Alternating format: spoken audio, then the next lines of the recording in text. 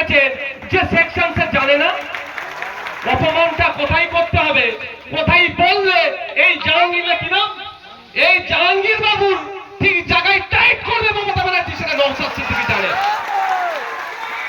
আপনি এখানকার চাটুকারী নেতার কথা শুনে সেকশন কমিয়ে দিচ্ছেন, দালালি করছেন। বড়বাবুকে বলছি, আমি ঠিক জায়গায় আপনার কোথায় টাইট করতে হবে আমি ঠিক জানি। সেকশন তো আমরা অ্যাড করাবো কোর্টে গিয়ে, সেকশন তো অ্যাড করাবো, শুধু তাই নয় মামলা হবে। এই ভ্যাকেশন কাটুক না, আবার ফজিলা কাজী মামলা করবে যে থানায় নিয়েছে আমাকে কি বলানোর জন্য প্রেসার করানো হয়েছে, কি ভিডিও হয়েছে, এ মামলাও হবে। ছাড়বো না বেটাকে, ও জাহাঙ্গীর হোক আর জয়ন্ত হোক, আইনের বাইরে যে চলবে তাকে ছেড়ে কথা হবে না। সে তো আইনি লড়াই হবে, কিন্তু উনি যাদের হয়ে দালালি করছেন তাদের নেতৃত্ব দিয়ে একটু জ্ঞাপন দিতে হবে না ভাই? হ্যাঁ, কিভাবে হবে? ও এখানে ডিস্টার্ব করেছে, আমি বিধানসভায় যে মুখ্যমন্ত্রীকে ডিস্টার্ব করবো। এই মুখ্যমন্ত্রীকে বলবো আপনার এই পদ ছেড়ে দেন, আপনি অপদার্থ, আপনি ব্যর্থ, আপনার থানার আইসি সেকশন জানে না কোনটা কি সেকশন হয়, এ বলবো তো। উনি তারপরে নিশ্চিতভাবে খবর নেবে। আর ভালো করে জানেন বিধানসভার মধ্যে বিধানসভার বাইরে নওশাদ সিদ্দিকী যেটা বলে ফাউ কথা বলে না। নওশাদ সিদ্দিকীর কথা যেটা বলে নিশ্চিত কিছু কারণ আছে।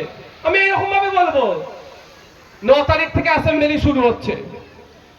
এই জাহাঙ্গীর সাহেবকে বলছি কোন বাবা আছে বলবেন আমার কথাটাকে আটকাতে। আপনার কোন বাবার কথা শুনে ভুল সেকশন দিয়েছেন, জামিন যোগ্য সেকশন দিয়েছেন, একটা মহিলাকে বাড়ি থেকে তুলে নিয়ে যাচ্ছে, একটা শিশু সমেত, তারপর টর্চার হচ্ছে। আপনি মনে করছেন কি পার পেয়ে যাবেন?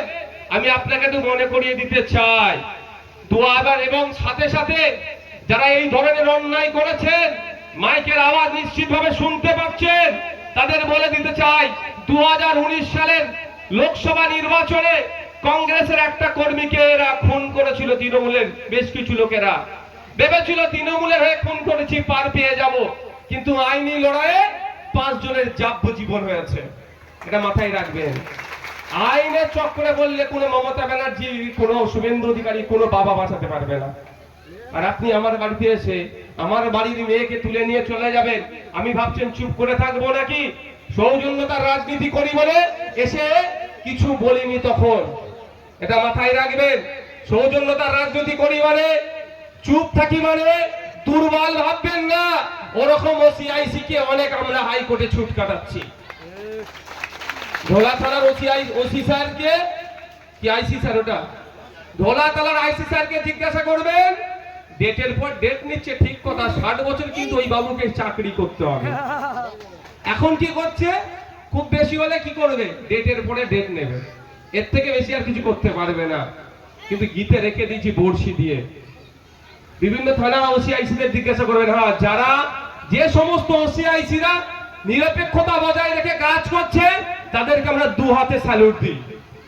দুর্ভাগ্য আমাদের, এত বড় ঘটনা ঘটে গেল, ভাঙচুর করলো, এসে মার্ডার করে দিবা আমাদের ধনঞ্জয় বাবুকে মার্ডার করে দিবার চক্রান্ত করেছিল।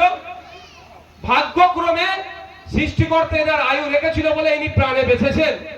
তারপরেও এত বড় ঘটনা ঘটে গেল, কোনো ব্যবস্থা নেয়নি সেই মতো। ঠিক আছে, চাটুকারিতা করুন, এর জবাব আমি কোথা থেকে নিতে হবে এবং যে জায়গা থেকে নেব সেটা কি হবে? রেকর্ডেড হবে। এখানে বলছি কতজন শুনবে? আর রাজ্যের মুখ্যমন্ত্রীর কাছে আমি প্রশ্ন করবো ভাই,